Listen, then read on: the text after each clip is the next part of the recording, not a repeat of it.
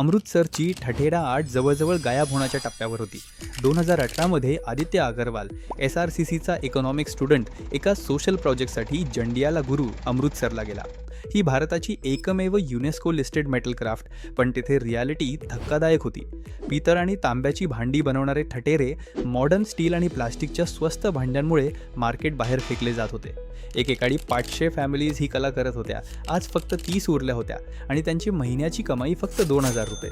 तेव्हा आदित्यला एक प्रश्न पडला, ही कला दयेवर नाही, ब्रँड बनवून वाचवता येईल का? 2019मध्ये कीर्ती आणि गौरवसोबत त्याने सुरू केलं पीटाल. फक्त हाताने बनलेलं एवढं पुरेसं नव्हतं, म्हणून त्यांनी स्ट्रॅटेजी बदलली. मोठी पारंपरिक भांडी, small practical modern designs, modern Indian घरांसाठी प्रॉडक्ट्स, हेल्थ अँगल बिल्ड केला. पितळीत 93% न्यूट्रियंट्स रिटेन होतात. ब्रास आणि कॉपरला natural, nonstick, Teflon free alternative म्हणून पोझिशन केलं. कंटेंटद्वारे कस्टमर्स एज्युकेट केले, कल्चर आणि इमोशन प्रॉडक्टला जोडले. रिझल्ट, आज पीटाल 3050 कोटी रुपये ॲन्युअल रेव्हेन्यू करतो आणि 100+ ठठेरा फॅमिलीजची मंथली इन्कम 2300% वाढवतो.